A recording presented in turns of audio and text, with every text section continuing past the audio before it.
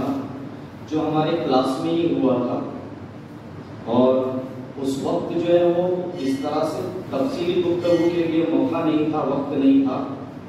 बहरहाल आपको जो है वो उस वक्त हमने बच्चों के पेपर दिए थे, जो प्रीलिम एग्जाम में बच्चों ने जो पेपर लिखे थे वो पेपर आपको दिए गए थे और वो पेपर देखकर आपने उस वक्त काफ़ी शिकायतें की थी। सर वहाँ मौजूद नहीं थे, लेकिन मैं उन शिकायतों को सर के सामने रखने की कोशिश करूँगा। सबसे पहले सर, वो जो प्रीलिम एग्जाम का रिजल्ट था वो इन शॉर्ट में आपको बताना चाहता हूँ कि इस क्लास में 50 बच्चे हैं।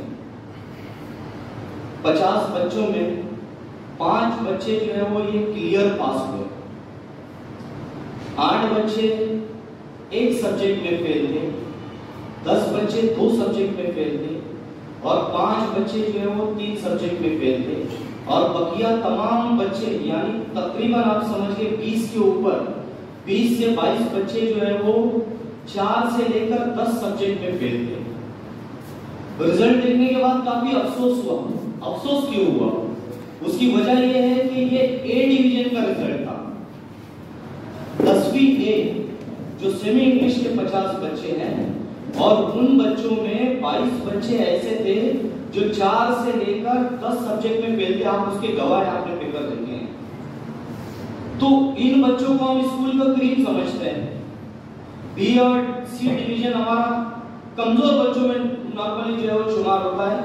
हमने इन बच्चों को सेमी इंग्लिश में इसलिए रखा है क्योंकि ये 5वीं से लेकर 9वीं तक अच्छा परफॉर्मेंस देते आए थे, तो इनको सेमी इंग्लिश में डाला गया। तो क्रीम जो बच्चे हैं हमारे, क्रीम डिवीजन जिसको कहते हैं, उसका ये हाल था, जो काफी अफसोस की बात थी। मैंने सर से उसका जिक्र किया। सर ने मुझसे कहा कि हम लोग उसके लिए कुछ पॉलिसी बनाएंगे, कुछ मंसूबा बनाएंगे और अल्हम्दुलिल्लाह जब से स्कूल शुरू हुई है यानी ऑफलाइन शुरू हुई है 4 अक्टूबर से लेकर अक्टूबर, नवंबर, दिसंबर, जनवरी, फरवरी और मार्च, ये 6ठा महीना है जिसमें ऑफलाइन स्कूल चल रही है। और ऑफलाइन स्कूल अगर 6 महीना चली है तो हमारे लिए वो काफी है। हम लोग ने उतना स्ट्रगल, उतनी मेहनत बच्चों के लिए की। हम ये जो है वो अल्लाह के सामने इसका जवाब देने के लिए राजी, हम तैयार है कि मरने के बाद इंशाल्लाह हम लोग अल्लाह को उसका जवाब देंगे, क्योंकि हमने मेहनत से काम किया है। आपके बच्चे भी उसकी गवाह हैं कि हमने पढ़ाने में, उनके कॉपियां कंप्लीट करने में, उनके काम में किसी तरह की कोताही नहीं की। और अल्हम्दुलिल्लाह जब स्कूल का गेट छोड़कर यहाँ से जाते हैं छुट्टी के बाद, तो कहीं ना कहीं ये फख्र महसूस करते हैं कि आज हमने हमारा काम किया है, हमने हमारी रोजी हलाल की है। और अल्हम्दुलिल्लाह बच्चे भी इसके गवाह हैं, सब खुद भी जानते हैं और सब खुद भी उसके पीछे तकरीबन जो है वो जब से स्कूल शुरू हुई ऑनलाइन में भी कोशिश कर रहे थे और ऑफलाइन में भी कोशिश की। तो वजह क्या, क्यों ये रिजल्ट प्रीलिम एग्जाम का जो है वो बच्चों का इतना बुरा रहा? वालिदैन ने जो शिकायत की वो शिकायत ये थी कि बच्चे मोबाइल बहुत ज्यादा इस्तेमाल करते हैं। बेशतर वालिदैन की सर शिकायत थी कि बच्चे मोबाइल बहुत ज्यादा इस्तेमाल करते हैं और मना करने के बाद भी वो उस बच्चे के लिए पूरा करके दिया। अब आपकी जिम्मेदारी है, तफसील से सर आपको इसकी गुफ्तगू जो है वो करेंगे और जो जिस मकसद के तहत आपको यहाँ बुलाया गया है उस मकसद को भी यहाँ बयान किया जाएगा। लेकिन एक छोटी सी स्टोरी आपके सामने रखकर मैं यहाँ से रुखसत दूंगा। शायद वो बात आपके जहन में बढ़ जाए और कहीं ना कहीं यहीं से हम लोग जो है उसकी पहल करें कि हमको अपने बच्चों को कहाँ ले जाना है। एक देहात में एक किसान रहा करता था। वो किसान खेतीबाड़ी के साथ जो है वो कुछ मवेशी भी पाला करता था।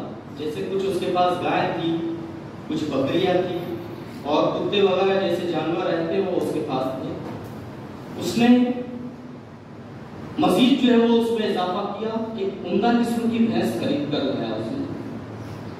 और वो उम्दा किस्म की भैंस ऐसी थी कि ज्यादा दूध दिया करती थी, तंदुरुस्त थी, दिखने में अच्छी थी।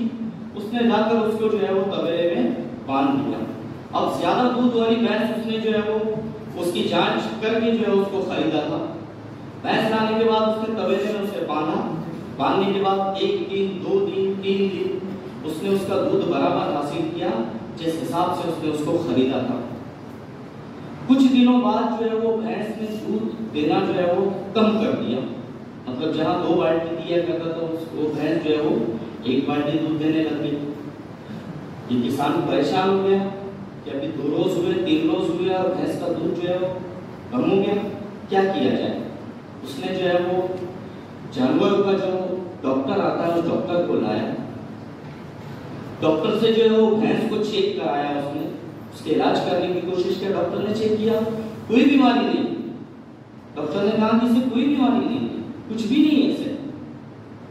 फिर उसने सोचा कि डॉक्टर से नहीं, चलो मैं इसका इलाज जो है वो किसी हकीम से करता हूँ। वो भैंस के लिए जो है वो हकीम को लेकर आया, हकीम से चेक करवाया कि हकीम इसका इलाज करेगा। फिर भी कोई इलाज नहीं हुआ। परेशान हो गए कि भैंस दूध क्यों कम दे रही है, किसी तरह की बीमारी नहीं है इसमें, क्या मसला है।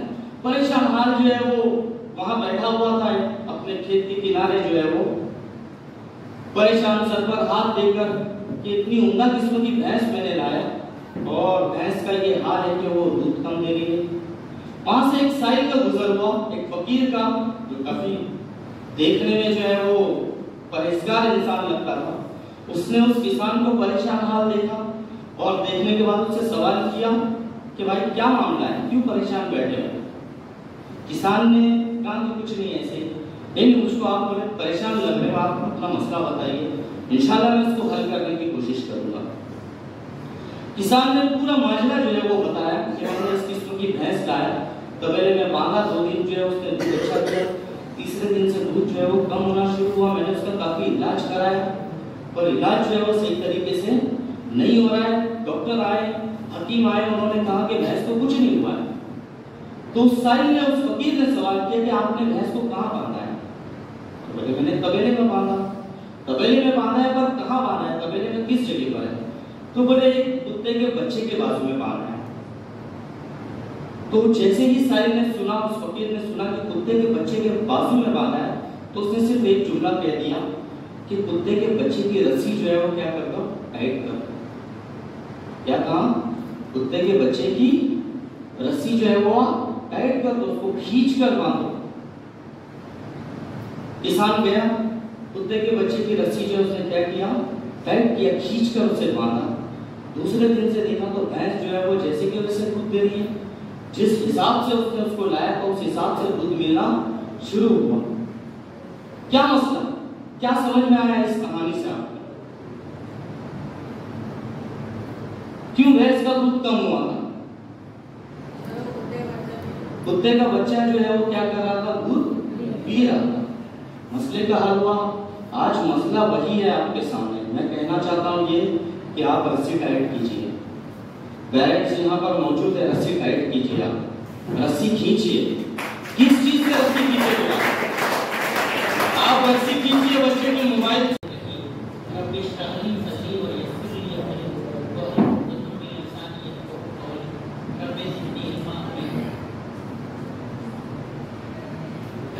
सबसे पहले तो मैं आपका शुक्रिया अदा करता हूँ और इस्तेमाल करता हूँ स्कूल की जानिब से कि इस ऐसे वक्त में, जबकि इम्तिहान में आज से सिर्फ 13 दिन बाकी हैं, यानी आज से बराबर 13वें दिन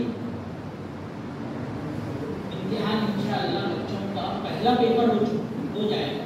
इस वक्त तैयारी होगी, बच्चा आपके घर से रवाना होगा। तो ऐसे वक्त में हमने ये मीटिंग आपके साथ में स्कूल की जानिब से रखी है।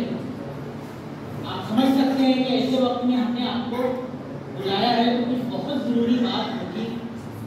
मामूल की बातें यकीनी तौर पे इस मीटिंग में नहीं होगी। अभी सर ने, मजाज सर ने, जो बच्चों के क्लास टीचर रहे पूरे साल भर, अल्हम्दुलिल्लाह बहुत अच्छा काम किया उन्होंने। तो उन्होंने एक बहुत तरकीब के लिए बेहतरीन बात वो की है जो मैं आप अपनी बात में कहना चाहता था। तो वो उस पर अब मैं वक्त ज़ाया नहीं करूँगा कि बच्चों की ताल्लुक से आपको क्या क्या इक़दाम करना है। तो बुनियादी चीज़ पर उन्होंने जोर देकर अभी आपके सामने कह दिया है। अल्हम्दुलिल्लाह बहुत खुशी है कि मेरे तमाम टीचर्स और 10वीं के पढ़ाने वाले टीचर्स और 10वीं जमात के क्लास टीचर की बात को समझते हैं कि हमारे हेडमास्टर का, हमारे स्कूल का विज़न क्या है, उनकी बसीरत क्या है, तो उसके साथ में काम करते हैं। उन्होंने बताने की कोशिश की है, मैं उनका बहुत शुक्रिया अदा करता हूँ। बहुत अच्छा काम उन्होंने अलग किया। ये हमारी पहली मीटिंग है, 2 दिन चलेगा ये सिलसिला हमारा। पेरेंट्स के साथ में हमने कई मीटिंग इससे पहले ले चुके हैं और हमने बाकायदा जब ऑफलाइन ऑनलाइन एजुकेशन जारी की कोविड के दौर में, उस वक्त भी हमने पेरेंट्स से रब्ता करने की भरपूर कोशिश की और कुछ ऐसे पैगाम हेडमास्टर की तरफ से आपको भेजे गए कि जिसमें बच्चों के ताल्लुक से उनकी जिम्मेदारियाँ क्या हैं उसके बारे में उन्हें आगाह किया जाए, उन्हें बेदार किया जाए। आज जो बुलाया गया है, मैं उसी अपने मकसद पर आता हूँ, वो ये है कि बच्चों को हमने अभी 3 दिन से मैं मुसलसल क्लास में जाकर बता रहा हूँ, वो ये कि भाई SSC इम्तिहान का सेंटर इसी स्कूल में लगा हुआ है, इसी स्कूल में।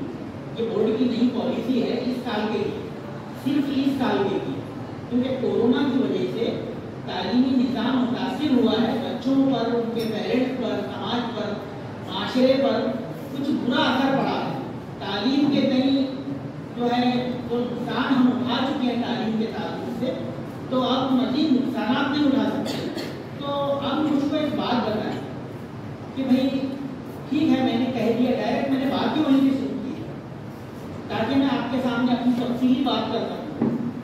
क्या आपको ऐसा लगता है कि सेंटर बोर्ड जो है, बोर्ड का इम्तिहान तो बाकी तमाम रूल्स बराबर हैं, एक चीफ कंडक्टर है, बड़ा मेन सेंटर है, बस इतने हैं कि उनके बाद में उनके बच्चे दिए गए हैं और साथ में कुछ दीगर स्कूल की जिम्मेदारी भी उनको दी गई जैसे मामूल के मुताबिक दी जाती है।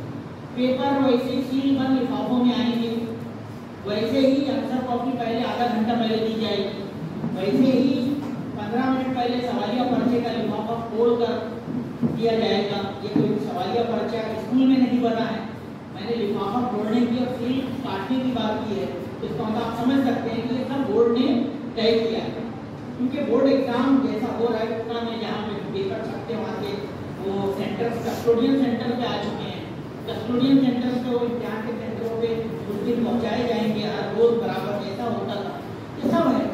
तो क्या इसका मतलब कहीं ले लेंगे आप कि नहीं इम्तिहान इसलिए सेंटर पे लगाए गए हैं कि आप जो है वो बच्चे अपना देख देख के कुछ के लीजिए? नहीं, ऐसा है। किसी के जहन में अगर ये शुबा है तो अभी मैं मुझसे पूछे उसके बारे में, ऐसा मैं तो यही समझ रही थी, मैं तो यही समझ रहा था कि ऐसा है कि मुझे इसका मतलब मुझको ये बड़ा इत्मीनान है कि मेरे बच्चों के वालिदैन और सरपरस्त सही समझते हैं कि इम्तिहान का मतलब क्या है। इम्तिहान का मतलब ये है कि एक पर्चा उनको दिया जाए जिसमें वो किसी से देखने के काबिल ना हो, बल्कि अपनी याददाश्त, अपने जहन में जो कुछ उन्होंने लेकर आए हैं, याद करके आए हैं, कहीं से अंदर आए जो कुछ लेकर आए हैं वो पेपर पर रिप्रोड्यूस करें और पूरा लिख कर जाए ताकि उनको अच्छे मार्क्स मिले। और ये बात मैं उनको बार बार अभी ये 8 दिन में आप बच्चों से पूछ सकते हैं कि मैं कितनी मरतबा सिर्फ इसी बात के ताल्लुक से उनकी क्लास में गया, क्योंकि पढ़ाने के लिए दीगर टीचर्स मामूर है अल्हम्दुलिल्लाह। ऐसा कोई मसला नहीं है, ऐसा कोई मसला नहीं है कि जिसमें ये समझ में आए कि टीचर्स ने अपना काम नहीं किया। इन्होंने अभी बताया है कि कोई शख्स अल्लाह को हाजिर नाजिर जानकर कहता है, 1 मिनट में हाजिर नाजिर जान के कहता है, और वो क्या कहता है कि भाई हमने हमारा काम पूरा किया, हम अल्लाह के सामने जवाब दें, क्योंकि हर एक को एक ऐसी मंजिल पर पहुंचना है जहाँ पे उसके जिम्मेदारियों के ताल्लुक से का हिसाब किताब खोलने वाला है। वहाँ पे सिर्फ नमाज के रोजों के हिसाब नहीं देना है, बल्कि वहाँ पे तुम्हारी जिम्मेदारियों के, वो हुकूम लिबास के भी जवाब तुमको देना है। ये है कि अब जब यहाँ पर सेंटर है, कल भी ऐसा होता था कि भाई इससे पहले जैसे और स्कूलों के बच्चे आए, किसी ने मुड़कर देख लिया, कहीं पर मुमकिन हो गया तो 1 मार्क का कहीं देख लिया, ये हो गया, ऐसा कोई बच्चा पर्सनल करे, वरना कोई स्कूल ऐसे काम नहीं करवाता। हमारे यहाँ पर ऐसा मुमकिन ही नहीं। मैं आपको एक बात लिख कर दे सकता हूँ, आज अपने दस्तखत के साथ दे सकता हूँ कि हमारे यहाँ पर या कहीं पर भी ऐसा कोई काम मुमकिन नहीं होगा, क्योंकि हुकूमत ने ऐसी इंस्ट्रक्शन जारी की है जो अखबार में रोज आ रहे हैं, मराठी में, कल के इनकलाब में था, उर्दू में, हिंदी अखबार में, अंग्रेजी अखबार में, सब में, कि हम आप जो है वो अगर गलत इम्तिहान लेते हैं, गलत तरीके से लेते हैं, माल प्रैक्टिस के साथ में लेते हैं, यानी जिसमें नकल हो, चीटिंग हो, बच्चों को बच्चे देख कर लिखे इम्तिहान सेंटर पर नकल की वजह से बदनज़मी पैदा हो और उसकी बदनामी बाहर टीचर को शिकायत करता है तो स्कूल की ग्रांट कैंसिल हो जाए। आप समझ रहे हैं मेरी बात में क्या बोल रहा हूँ? अब हम जो तनख्वाह उठाते हैं गवर्नमेंट से, हम जो दीगर फायदे लेते हैं गवर्नमेंट से, हम जो दीगर पेंशन और ये सारे मामला लेते हैं गवर्नमेंट से, तो क्या भी उस सूरत में हमको मिल पाएगी? हमारे इन बच्चों की हमारी जिम्मेदारी, हमारे घर को चलाना, उनके जरिए माश का इंतजाम करना, वो हमारी जिम्मेदारी। तो हम हमारे उस माश के जरिए को संभालना भी चाहते हैं और हमारे बच्चों के साथ भी कुछ गलत नहीं करना चाहते।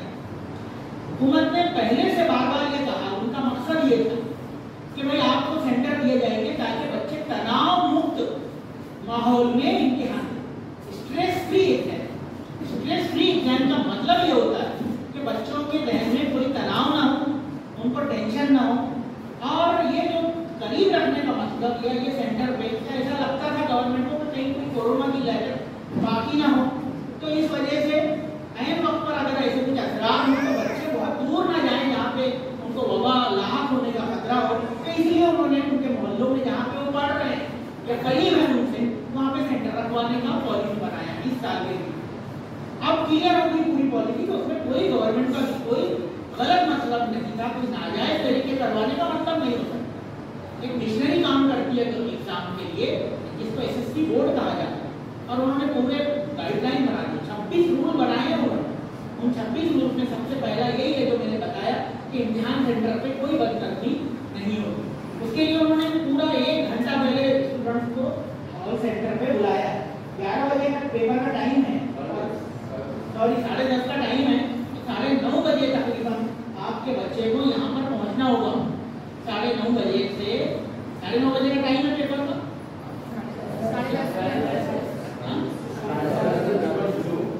वही बात 10:30 बजे का पेपर शुरू किए, टेस्ट लिए, तो ये देखा कि बच्चे लिखने को तैयार नहीं। अब आप बताएं कि जो बंडल हमारे पास महफूज है उसमें कई पेपर ऐसे निकाले जा सकते हैं कि जिसमें ये साफ जाहिर है कि बच्चा लिखने को तैयार नहीं है, उसने सिर्फ 1 नंबर डाल दिया है और कुछ नहीं लिखा है। कितने मार्क्स मिलेंगे आपके ख्याल से उसको? 0, क्योंकि उसने लिखा नहीं। ये घर में उसने किया है, घर में यानी अपने स्कूल। और अब जब वो एसएससी बोर्ड में करेगा तो अब तो उसके पेपर, जब उसके पेपर जो सब्जेक्ट पढ़ाता है शख्स, जो उसका पेपर चेक करता है, उस शख्स ने उसको मार्क नहीं दिया 0 करने पर, कुछ नहीं लिखने पर, तो क्या बोर्ड के वो एग्जामिनर बंडल जो फील्ड बैक होके चले जाएंगे अलग अलग जगहों पर, अलग अलग बच्चों के पेपर, उसके पूरा बंडल एक साथ जाता ही नहीं। आपको मालूम है कि ये सीरीज होगी कि इस स्कूल के मिक्स हो जाएंगे ये सारे बंडल पेपर, और फिर कहीं पर 25 की कॉपी जाएगी, जिसमें से 2 ये बच्चे के हो सकते हैं, कहीं के 4 कोई और बच्चों के, 4 और कोई स्कूल के, ऐसे मिलकर कहीं ये चले जाएंगे अननोन आदमी के पास। तो किसी मुंबई के किसी स्कूल के, रत्नागिरी के किसी स्कूल में, कहीं पर इधर, और वो वहां पर तो पेपर चेक करेगा, बच्चा वो मार दे देंगे, तो पहचान लेगा इसको कि ये मेरा बच्चा है, ये वाला है, तो ये रफीउद्दीन स्कूल पहचान लेगा। नहीं पता है। मेरा एक आपसे सवाल है कि क्या पूरा जो 10 साल का एक अरसा गुजरा है इस वक्त में, एक अहम पूरा टाइम पीरियड गुजर गया है, तो क्या वो 10 साल का अरसा आप फेल रिजल्ट के लिए गंवा देंगे अपने बच्चे को? चाहेंगे कि वो वेस्ट हो जाए? नहीं। तो मेरे आपसे बहुत दीवाना दर्शा कि बच्चे को पढ़ा कर भेजें, लिखवाने की प्रैक्टिस करवा कर भेजें, क्योंकि यहाँ पर सेंटर पर इम्तिहान के 2 दिन पक्की हाई स्कूल यही में लगा है, कोई चीटिंग नहीं होगी, कोई नकल नहीं होगी, जरा सी बेईमानी नहीं होगी, कोई नाजायज तरीका नहीं अपनाया जाएगा। मैं ये बोलने के लिए आपको बुलाया, यहाँ पर सिर्फ ईमानदारी से पेपर दे सकेगा, उसमें उसको कोई तनाव नहीं है। अगर एक बच्चा इतना याद कर आया है कि वो इतना लिखता है, मुमकिन नहीं है, समय से literally it is not possible. आप एकदम ध्यान से मेरी बात सुनो, मुमकिन नहीं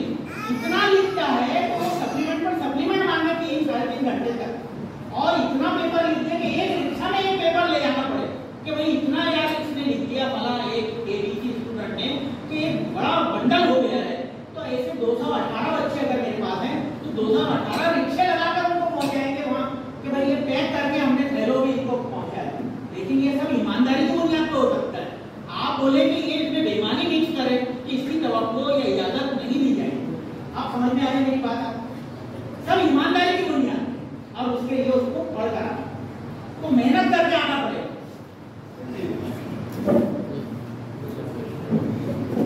बात समझ लें कि अगर बच्चा इम्तिहान में ब्लैंक छोड़ के आता है, जैसे कि उसने प्रीलिम इम्तिहान में किया, तो उसको फेल हो जाएगा, क्योंकि उसके पास इतने मार्क्स नहीं है स्कूल की तरफ से भी कुछ कि वो अपना रिजल्ट पास की बुनियाद पर निकलवा सके। बच्चे को पास होना क्यों जरूरी है, मैं बताता हूँ एक बात कि इम्तिहान है तो उसमें पास फेल का रिजल्ट यकीनन आए, कुछ पास होने वाले हैं, कुछ फेल होने वाले, ये पूरे महाराष्ट्र में चलेगा। 1 से लेकर 8 जून के दरमियान इम्तिहान के रिजल्ट भी तय है आने। उस वक्त आप क्या चाहेंगे, क्या चाहेंगे आप कि भाई मेरा बच्चा बैठा था इम्तिहान में और वो पास हो जाए अच्छे नंबरों से, मेरा इम्तिहान हो जाए, सब चाहेंगे कि नहीं चाहेंगे? देखिए बहुत सारे स्कूलों में अजीब अलग अलग प्रोग्राम चल रहे हैं, तो जताने के लिए वो कोई बता रहा है कि वो एक्सपर्ट लेक्चर हो रहा है, वाला गाइडेंस लेक्चर हो रहा है। मैंने कुछ नहीं किया, मैंने सिर्फ मोटिवेशन किया, मेरा अपना मिजाज है और मैं उसी मिजाज से मेरे स्कूल को लेकर आगे बढ़ रहा हूँ। इन लोगों का पूरा कॉपरेशन है कि सर बराबर कर, तहरीक और तरगीब के बगैर और हिदायत और ताकीद के बगैर कोई भी रिजल्ट नहीं ले सकता है। मैं वो काम बराबर कर, तो इतने बच्चों को डोज दिए हैं टॉनिक की शक्ल में कि ये लोग वो पढ़ा ले आया। यहाँ का साबिक स्टूडेंट जो अभी जद्दा में किसी बहुत बड़े बैंक में चार्टर्ड अकाउंटेंट चीज के ओहदे पर पाए और उसकी लाखों रुपया तनख्वाह है, 20-30 लाख रुपया महीने। अब आप सोचें कि वो शख्स यही पे इसी बैंक से निकला था, इसी बैंक से पढ़ा है। मैंने किसी और को लाया तो लड़की यही की पढ़ी है और वो अभी अच्छा खासा अपना काम कर रही है, समाज में उसका एक नाम है, लेक्चरर के तौर पे, प्रोफेसर के तौर पे उसने यहाँ से पढ़ी। ये सब मैं क्यों कर रहा हूँ कि लोगों को ये लगे, आपके बच्चों को, कि आप भाई हम भी तो कर सकते हैं, कम से कम ये पढ़ना जरूरी है। अगर हम ऐसे ही कुछ कर लेते हैं कि इनके जैसे हम यहाँ पे कहीं आगे पहुँचने वाले हैं, हमारा भी नाम है। इसलिए मैं वो जो मोटिवेशन का जो पीरियड है, वो दौर है, वो चला रहा हूँ कंटिन्यू, और अभी भी इसके बाद भी होने वाला है इंशाल्लाह। अभी भी एक बाकी है अच्छा खासा, इसमें आखिर में इसको हॉल टिकट दिए जाए। मैंने इनसे कहा मैं हॉल टिकट में नहीं दूंगा किसी को उस वक्त तक जब तक कि किसी के पेरेंट उस पेरेंट डे में नहीं आते। मैंने साफ कहा, तो इसलिए कि जब तक पेरेंट को इनके बच्चों की असली पोजीशन मालूम नहीं पड़ेगी तो क्या करेंगे उनके साथ। यहाँ पर वालिदों वालिदा की अच्छी खासी तादाद मौजूद है, वालिद भी मौजूद है।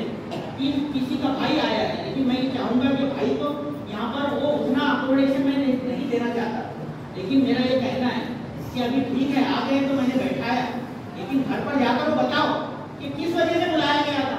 ये वक्त जाएगा, नुकसान तुम्हारा अपने भाई का, तुम्हारे घर का ऊपर फेल हो जाए।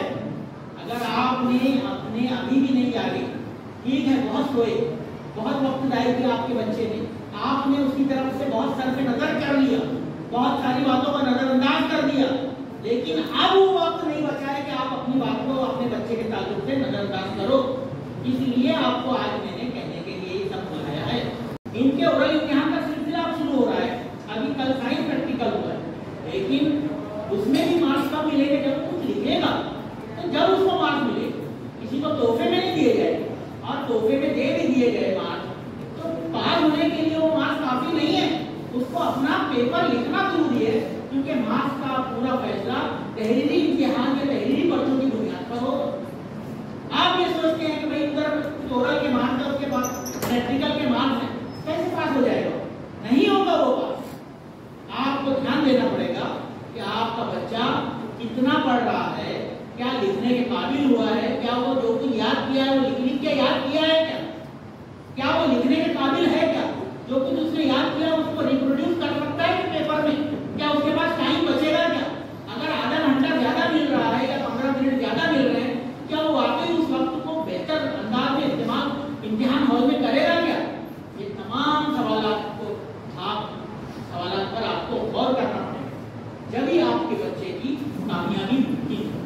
मैं बात फिर से बोल दूं कि बच्चा इम्तिहान में कामयाबी उसी वक्त हासिल करेगा वो जब अपने पढ़ाई के ताल्लुक से जिम्मेदार रहेगा और ईमानदार रहेगा।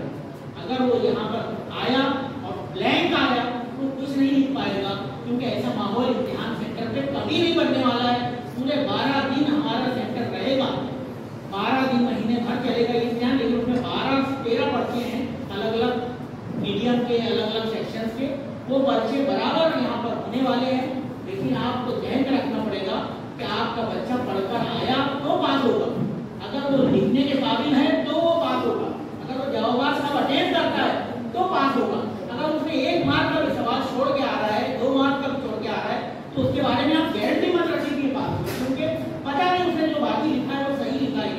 पहले तो पूरा लिखना, सही लिखना, हर सवाल अटेंड करना, हर सवाल का जवाब बराबर सही तरीके से लिखना जैसा टीचर ने उन्हें बताया है, और हर चीज की कार्रवाई पूरी करके अपना पेपर जमा करके निकलना ईमानदारी के साथ। उसी वक्त बच्चा पास होगा।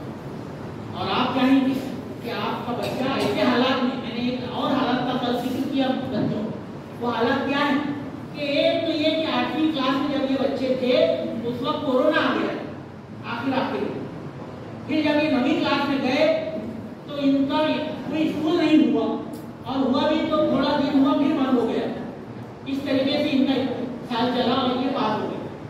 फिर ये 10वीं क्लास में आए तो कोरोना जारी था, शटडाउन था, स्कूल बंद था, इस वजह से इनको बुलाया नहीं गया, हुकूमत की इजाजत नहीं। और जब बुलाया गया तो अच्छा खासा वक्त निकल चुका था। ये सब चीजें हुई, गवर्नमेंट ने उसके लिए इनका 25% सिलेबस कम किया। 25% जो इम्तिहान होने वाले हैं वो 75% सिलेबस की बुनियाद पर होने वाले हैं। तो ऐसी सूरत में आपको इन तमाम बातों का ध्यान रखना, बनाकर रखना है कि भाई 25% सिलेबस कम किया गया है, बच्चे के ऊपर कोई लोड नहीं दिया गया है, बच्चे को स्ट्रेस देने की कोशिश नहीं की गई है। गवर्नमेंट ने खास पॉलिसी बनाई है इम्तिहान के ताल्लुक से, उनके सेंटर इम्तिहान के उनके स्कूल में रखे गए। लेकिन इसका कहीं पर यह मतलब नहीं निकलता है कि इम्तिहान में बेईमानी की जाए, इम्तिहान में नाजायज तरीके अपनाए जाए, इम्तिहान में चीटिंग करवाई जाए, ऐसा कहीं पर कोई मतलब कहीं किसी हिदायत में नहीं निकलता। मैं ये गलतफहमी दूर करवाने के लिए आज आपको यहाँ पर बुलाया। कोविड की वजह से 2-2 साल पढ़ाई नहीं हुई थी, ऑनलाइन तालीम करी थी जिसमें हम छोड़ नहीं सके थे, जिसमें बहुत बुरे हालात थे। सब कुछ होने पर हमारे बच्चे ने हमारा सर सबसे ऊंचा रखा, 70% लाया, 75% लाया, ये कहने के काबिल आप बन जाए। और देखो एसएससी इम्तिहान जिंदगी का, तालिब इल्म की जिंदगी का सबसे पहला संग मील है, मील का ऐसा पत्थर जो इसकी यहीं से उसको मोड़ देगा। कई सारे रास्ते खुलने वाले हैं उनके साथ, और वो रास्ते कब खुलेंगे जब वो एसएससी इम्तिहान में पास होगा, कामयाब होगा। क्या आप नहीं चाहेंगे कि आपका बच्चा आपका सर बुलंद रखे मोहल्ले में, जब लोग पूछे आपके और बोले कि कोविड के साल वाले वो बच्चे पास हो गए क्या, आप बोले उनको फख्र के साथ ये बात करने के काबिल हो, पड़ोस में जब बात करें कि मेरे बच्चे ने कोविड के हालात में पढ़ा जरूर है लेकिन पूरा उसकी ईमानदारी है, पूरी मेहनत का है, और उसने 60% लाया, लेकिन वो सब कुछ उसका है और इंशाअल्लाह वो आगे बढ़ेगा। ये बच्चे जिंदगी में ज्यादा कर सकते हैं क्योंकि इन्होंने वो चैलेंजेस सहे हैं, वो मुश्किलात सही है, वो बुरा वक्त देखा है जो दीगर बच्चों ने नहीं देखा। आज भी आपके पास जब जागे तब सवेरा, आज हमारे पास एक ऐसा इंपॉर्टेंट वक्त आया है कि ठीक है मैंने मेरे बच्चे के ताल्लुक से अपनी जिम्मेदारियों पर खास ध्यान नहीं दिया था, उनको कमा हक पूरा नहीं किया था, तो मुझे अब करना है। बस ये मेरा आज के प्रोग्राम में आप लोगों को बुलाने का दिल की गहराइयों से यही मकसद है, इसके अलावा कुछ नहीं। और अगर आपने हमारा साथ दिया तो इंशाअल्लाह स्कूल का वो नतीजा जो इससे पहले के इम्तिहानात में रहा है बहुत अच्छा, 100% या 99% वही रहेगा। लेकिन वो मैंने उसके रास्ते पूरे तय करके बता दिए हैं। कब होगा? जब आप अपने बच्चों के ताल्लुक से जिम्मेदारी का सबूत देंगे और उनको बहुत पूरी जिम्मेदारी के साथ में पूरे तैयार करवा के स्कूल में भेजेंगे, पूरी एहतिमाद के साथ में उनको स्कूल में भेजेंगे कि नहीं अब तुमने पढ़ा है, कोई सवाल ना उनसे छूटे, कोई पर्चे को, कोई सब्जेक्ट को हल्के में ना ले कि नहीं ये तो अरबी का है, ये तो हिंदी का, ये मतलब कोई पेपर है मैं इसको हल कर लूंगा, ऐसा किसी को ना ले, बल्कि हर पेपर को पूरी संजीदगी से ले, जब वो ज्यादा पास हो।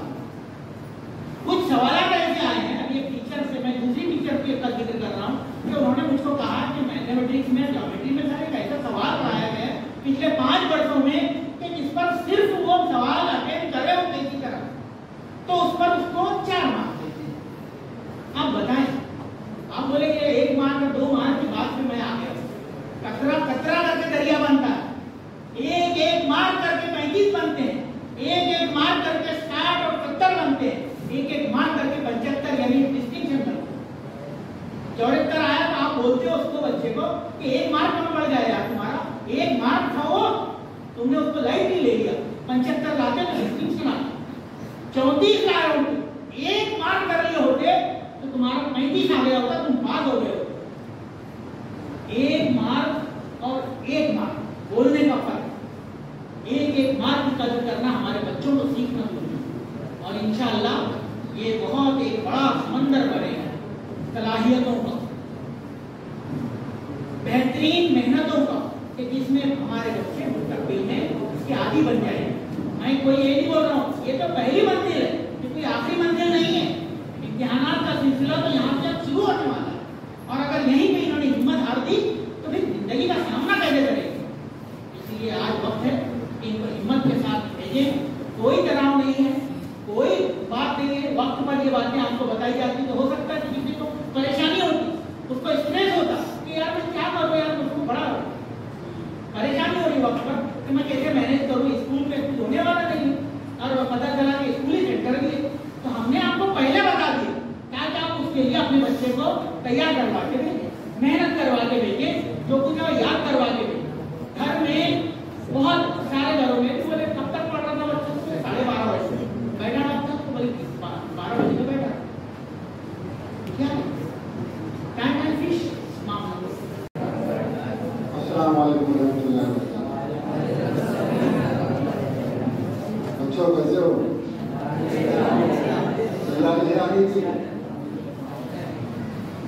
आपको अच्छी बातें बताई, हमेशा आपके लिए फिक्रमंद होते हैं। मतलब वो तीनों जानते आप लोगों को चाहते हैं। तो मैं समझता नहीं कि कोई और स्कूल का हेडमास्टर अपने बच्चों के लिए फिक्र करता है। सब्जी मांगता हूँ तो वैसे SSC का हमको रिजल्ट अच्छा चाहिए, और कुछ ना कुछ कमियाँ तो सब में होती हैं। इन कमियों को पूरा करना अपने हाथ में होता है कि उसको हम कैसे पूरा करें। माशाल्लाह आप बहुत अच्छे हो, पढ़ाई करने अच्छी हो रही है। कमियाँ जो है वो मैंने महसूस किया हूँ कि आपके मुँह से जो अल्फाज गलत निकलते हैं उनको आपको खुद दूर करना है। तो ज़्यादा वक्त नहीं होगा आपको, और आपसे यही चाहूँगा कि अच्छे पढ़ो, आगे बढ़ो, और आपके साथ में आपके माँ बाप का नाम लिखावा रहता है। और आप अच्छा करोगे तो जाहिर सी बात है उनका नाम अच्छा होगा, और आप अच्छा नहीं करोगे तो उनका नाम खराब होगा। तो आप क्या चाहते हो, नाम कैसा होगा? अच्छा हो, बराबर। चलो ठीक है, अभी से आपके लिए ऑल द बेस्ट। 16-15 तारीख से आपके पेपर है, आपको सामने हर चीज़ गाइडलाइन दे रही है। अभी भी 14 दिन आपको बचे हैं आपके पास। जो भी पूछना है कोई तकलीफ है आपको तो सर को पूछो, बताएंगे। और पहले दिन यहाँ बहुत अच्छा लगा है, आपको कुछ पूछना है किस तरीके से काम करना है ये आप पूछ सकते हैं। बस एक बात करता हूँ कि पढ़ो लिखो आगे बढ़ो। अल्लाह हाफ़िज़। बिल्कुल कुछ भी नहीं लिखा।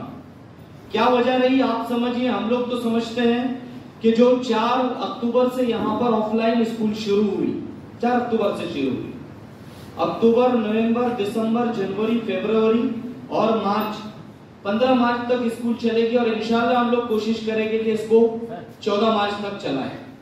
हम आखिर तक बच्चों को कुछ देना चाहते हैं हमारी तरफ से, क्योंकि माजी में जो नुकसान हुआ है, 8वीं में ये बच्चे स्कूल आखिर में आए, 9वीं में बिल्कुल स्कूल नहीं आए, और 10वीं में आए तो 5 से 5.5 महीने आए। 5 से 5.5 महीने में हमने हमारे तरफ से जो बच्चों को देना था ऑफलाइन में वो यकीनन दिया है, क्योंकि हमने पढ़ाया है। बच्चे उसके गवाह हैं कि हमने बच्चों को जो है वो इस 5-5.5 महीने में कवर करने की कोशिश की है। तमाम बच्चों की कॉपियां कंप्लीट है जो मौजूद रहे। इस क्लास का एक मसला ये भी रहा है कि यहाँ की अटेंडेंस भी काफी कम रही है। 55-60% जो है वो यहाँ की अटेंडेंस रही है। 80 बच्चे में से 60 बच्चे, 55 बच्चे, 50 बच्चे जो है उस क्लास में मौजूद रहे। तो कहीं ना कहीं बच्चों की भी यहाँ पर गलतियां हैं, क्यों नहीं आए पता नहीं। अभी भी आज भी मैं यहाँ जब 10वीं A का यौम वालिदैन खत्म हुआ, ऊपर चाय पीने के लिए गया तो 2 बच्चे जो है वो प्रैक्टिकल के लिए सरफराज सर ने घर जाकर लाए। प्रैक्टिकल एग्जाम जो बोर्ड का कंपलसरी एग्जाम है, अगर बच्चा गैर हाजिर रहता है प्रैक्टिकल एग्जाम में तो वो पास माना नहीं जाएगा। आप समझिए, प्रैक्टिकल एग्जाम कंप्लीट हो गए, सब बच्चों ने पेपर दिए। 2 बच्चों को अभी आज घर से जाकर लेकर आए हैं और अभी वो टीचर जो है उनका पेपर लेंगे। 5 बच्चे सर, आज 2 आए हैं शायद। अभी मैं शफी सर के साथ बैठा था तो ये भी सरफराज सर का एक बच्चा अभी जो ऊपर मौजूद है। तो मतलब कहने की बात यह है कि कितनी बेहिसी है कि एक एग्जाम है, जो बच्चा अपीयर्ड नहीं होता है तो वो सीधा फेल हो जाता है। वो प्रैक्टिकल के लिए नहीं आए, टीचर जो है वो वहां गए और लेकर आए और अभी आधे घंटे में उनका प्रैक्टिकल एग्जाम होगा। इसका मतलब ये हुआ कि सारी जिम्मेदारी हमारी है, हम लोग इसके जिम्मेदार हैं। अगर बच्चा एग्जाम नहीं देता है, स्कूल नहीं आता है, पढ़ने नहीं बैठता है तो जिम्मेदारी हमारी। बेशतर वालिदैन की जो शिकायत रही पिछले यौम वालिदैन के लिए कि बच्चा हमारा सुनता नहीं है, वो मोबाइल छोड़ता नहीं है, तो हम लोग यहाँ पर कंट्रोल करते। सर ने मुहिम चलाई कि एक भी बच्चा जो है वो, जब ऑनलाइन खत्म हुआ था उसके बाद भी बहुत सारे बच्चे मोबाइल लेकर आ रहे थे। 1 हफ्ता 10 दिन में हम लोगों ने मोबाइल का मामला खत्म किया स्कूल से। बच्चों के मोबाइल जब्त किए, थोड़े दिन हमारे पास रखे। अगला जो है वो उसका रिजल्ट ये आया कि बच्चों ने मोबाइल लाना छोड़ दिए। तो हमने सिर्फ 10 दिन में इस पर कंट्रोल किया। आप तो इस पर जो है वो चाहे वैसा कंट्रोल कर सकते थे। बच्चा जो है वो 24 घंटे जो बच्चा दिन का बिताता है उसमें 5 घंटा हमारे पास रहता है। तो 5 घंटे में हम लोग बच्चे से जो कराना चाहे वो करा सकते हैं। तो बकिया 19 घंटे में तो आपके पास रहता है, आप क्या करते हैं? बहुत सारी बातें हैं कहने के लिए। मैं यहाँ पर जो है वो बस इस प्रोग्राम की शुरुआत करना चाहता था और खुदारा आप लोग यहाँ पर आए, आपसे ये दरख्वास्त है, ये रिक्वेस्ट है। मैंने 10वीं ए के जो पेरेंट्स आए थे उनसे भी ये दरख्वास्त किया कि हम कहीं पर जाते हैं, किसी दुकान में, गैरेज पर या किसी ऑटो रिक्शा में सफर करते हैं तो हमको बच्चे मिलते हैं हमारे, सर मैं आपके पास पढ़ा हूँ, सर मैं आपके पास पढ़ा हूँ। यानी ऑटो रिक्शा चला रहा है बच्चा और कहता है सर मैं आपके पास पढ़ा हूँ। किसी गैरेज में जाओ तो बच्चा कहता है सर मैं आपके पास पढ़ा हूँ। चप्पल की दुकान में जाओ तो बच्चा कहता है सर मैं आपके पास पढ़ा हूँ। कपड़े की दुकान में जाओ तो बच्चा कहता है आपके पास पढ़ा हूँ। मैं हलाल और हराम रोजी की बात नहीं कर रहा हूँ, जो काम करते हैं वो हलाल रोजी है, लेकिन उस बच्चे की सुनने के बाद एक ऑटो रिक्शा चला रहा है और बच्चा कहता है सर मैं आपके पास पढ़ा हूँ, तो कहीं ना कहीं हमको अफसोस होता है कि हमने इनके साथ क्या किया। क्या हम लोग इनको उस काबिल नहीं बना सकते थे कि किसी जो है वो बड़े अस्पताल में बच्चा बैठा है और कह रहा है कि सर मैं MD हुआ, MS हुआ और मैं आपके पास पढ़ा हूँ। किसी बड़े जो है वो अदालत में बच्चा मिले, वो वकील की कुर्सी पर बैठा हुआ और कहता है कि सर मैं आपके पास पढ़ा हूँ। किसी इंजीनियर की जो है वो कुर्सी पर बैठा हुआ है और कहता है सर मैं आपके पास पढ़ा हूँ। कोई स्कूल में, किसी बड़ी स्कूल में जो है वो टीचर कहता है सर मैं आपके पास पढ़ा हुआ हूँ। तो उस वक्त वो जुमले जब सुनने में आते हैं तो कहीं ना कहीं फख्र महसूस होता है, गर्व महसूस होता है कि हमने हमारा हक अदा किया। और फिर हम लोग सोचते हैं कि मरने के बाद जब अल्लाह ताला के सामने इस काम की गवाही देने पर हम लोग आए तो हम लोग जो है वो सर उठाकर कहें कि हमने हमारा काम पूरा किया था।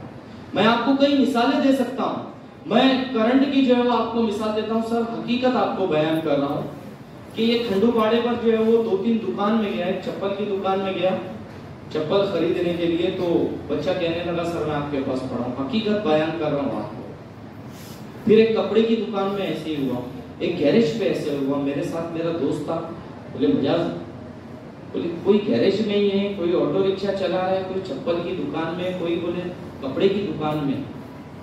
बच्चे कहाँ जाते हैं तुम्हारे को? सब इसी काम के लिए क्या? अब सुनने के बाद तो जो हकीकत थी वो तो सामने थी, कहीं ना कहीं जो है वो मजबूरन हमको नजरें जो है वो नीची करना पड़ी। कोई जवाब नहीं था हमारे पास, लेकिन खुदा का करम देखिए, हम लोगों ने कहीं ना कहीं काम किया है, उस बात का फख्र हमको है। सर आप यकीन करें, बंबई में जसलोक अस्पताल में जाना हुआ, इत्तेफाक से जो है वो वही दोस्त साथ में था। जसलोक अस्पताल में एक कैबिन में गया, एक लड़का जो डॉक्टर था वो एमडी था जो रफीउद्दीन फकीह बॉयज हाई स्कूल से पढ़ा था, और वो खड़ा होके बोलने लगा, सर मैं आपके साथ पढ़ा हूं, उसका नाम है साहिल शेख सर।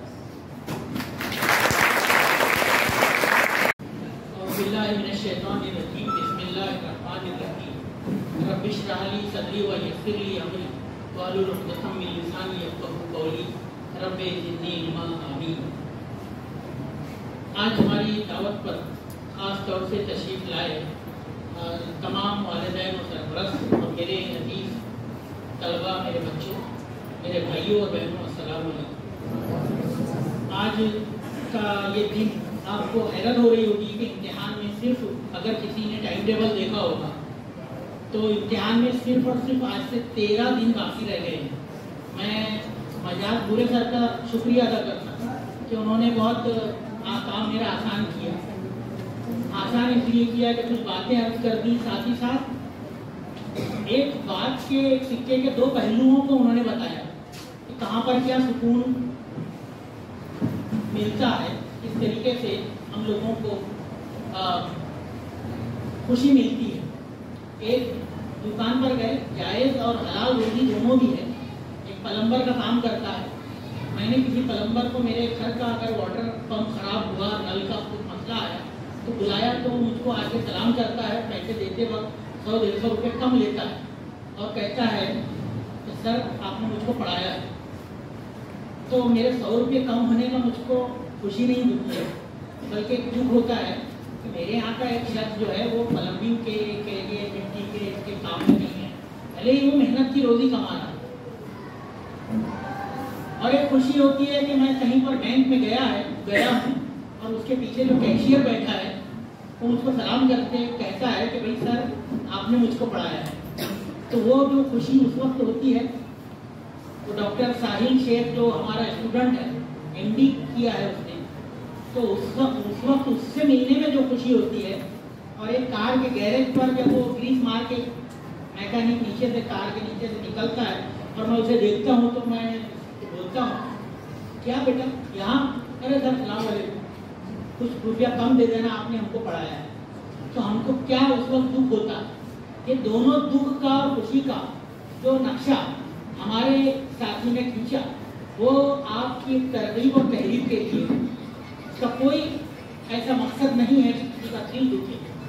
हम लोग क्या चाहते हैं, ये साफ है, हम लोग चाहते हैं कि हमारे बच्चे पढ़ लिख कर इस काबिल बने कि वो जिंदगी के पेशा वराना माहौल में, मैदान में जब दाखिल हों तो एक ऐसे माहौल में हमारी उनकी मुलाकात हो जहाँ पर वो पूरे इज्जत और वक़ार के साथ और अपनी मेहनत के बलबूते पर, अपनी सलाहियतों के बलबूते पर जलवा अफरोज हों, जलवागर हों, और हम उनको देखें और मिलें और फख्र से हमारा सर ऊंचा हो जाए कि इस बच्चे को हमने पढ़ाया। ये मकसद बुनियादी तौर पर हमारे इस तरबियत का रहा है।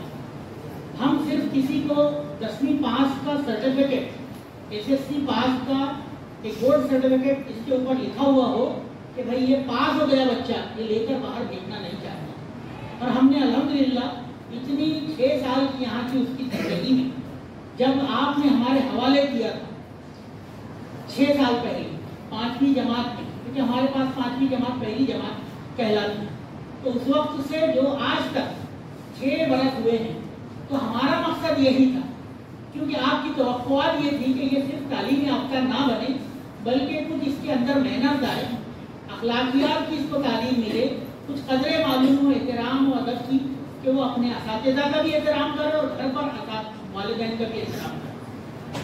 अभी मजाक हुए सर ने कुछ बात की कि भाई बहुत सारे पेरेंट्स की शिकायत कर रहे हैं कि वो हमारी नहीं सुनता। अगर मैं अपने बच्चे के बारे में आपसे बात बोलूं कि मेरा बच्चा मेरी नहीं सुनता, तो आप मुझको बोलेंगे सर हमने क्या करना है, आप बताएं फिर इस मसले का हल क्या है। आप मुझको पूछेंगे। आप जब मुझसे ये सवाल पूछते हैं कि हमारा बच्चा हमारी नहीं सुनता है, या बच्चे दरमियान में बैठाने का मतलब ये है कि आपको उनके साथ में कुछ सवालात अगर उनसे हो, कुछ बातें आपसे भी, और कुछ सवालात अगर आपसे हो तो कुछ तहरीक व तरगीब उनको भी मिले। ये बुनियादी मकसद है इस सेशन का। हम ये चाहते हैं कि हमारे बच्चों के साथ में हम अपने वालिदैन, उनके वालिदैन से भी बात करें।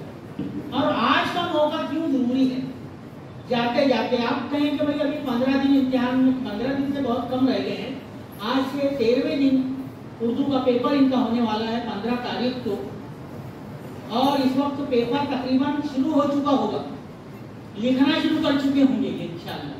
मैं इनके क्लासेस में एक दौर चला चुका हूँ, वो है इनके बोर्ड पर मैंने एक दाईं तरफ लिखने का कहा था कि भाई 135 दिन जिस दिन बाकी थे, और हम उस वक्त गवर्नमेंट की इजाज़त के बगैर कुछ क्लासेस ले रहे थे, तो उस वक्त बहुत सारे बच्चे नहीं आ रहे थे क्योंकि कोई दबाव नहीं था। लेकिन किसके भले के लिए हमने वो रिस्की काम किया था, किसके लिए, कि भाई ऑफलाइन तालीम में आएंगे तो कुछ फायदा हो जाएगा, क्योंकि ऑनलाइन से वो तालीम हासिल नहीं कर पा रहे। तो हमने उसी ने इनको बताया कि देखो 135 दिन शायद अभी भी बचे हुए हैं, कल इसमें से 134 हो जाएंगे, फिर परसों जो है 133, फिर 132, 130, इस तरीके से 100 बचेंगे, फिर 99 बचेंगे, और फिर एक दिन ऐसा आएगा कि सिर्फ 15 दिन बचेंगे। और आज का दिन है कि अब इम्तिहान में उल्टी गिनती करते करते सिर्फ 14 दिन बचेंगे, 14वें दिन आज से बराबर पेपर हो चुका होगा। अब आप बताएं, हमने अपने तौर पर हर मुमकिन कोशिश की, बुलाया क्यों गया है, इसकी गर्द वकायत क्या है वो मैं बताऊं कि आपको क्यों बुलाया। मैं इनकी क्लास में बहुत रोज चक्कर लगा रहा हूँ, रोज तकरीबन, और मैं तो 1000 मसरूफियत में होता हूँ, तो भी मैं मेरे बुनियादी फर्ज को, मेरे ऑफिशियल काम में, फाइलों के बीच में अगर मैं हूँ कहीं, तो वहाँ पर भी अपनी जिम्मेदारी को मैं बोलता हूँ कि मेरे बच्चों को मुझे क्या काम, मेरी जिम्मेदारी उनके ताल्लुक से क्या है, तो इसलिए मैं उसको अदा करता हूँ, भले अनाउंसमेंट करके, भले ही हिदायत देकर, भले ही मेरे टीचर्स को बुलाकर के ये काम आपको आज करवाना है।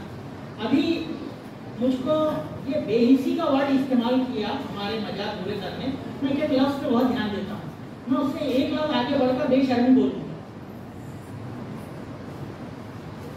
ये इसलिए बोलूँगा कि देखिए ऐसे स्टूडेंट्स भी मौजूद है कि जिनको ये मालूम है कि उन्होंने एसएससी इम्तिहान का फॉर्म भरा, फॉर्म भरने के बाद में उसकी पूरी जिम्मेदारी हो जाती है कि अब वो अफियर हो रहा है स्कूल के नाम से, बोर्ड में रजिस्टर है 218 स्टूडेंट, और अच्छे स्टूडेंट जो कुछ लापरवाही बरतते थे, जिनकी तवक्कुआत कुछ ज्यादा थी, एक्सपेक्टेशन से ऊपर उठ गए थे, तो उन्होंने बाद में समझा कि स्कूल का सिस्टम ऐसा है कि इसमें जब तक नहीं आएंगे, रोजाना की हाजिरी नहीं होगी, रोज टीचर को नहीं देखेंगे पढ़ाते हुए, तो कुछ आने वाला नहीं।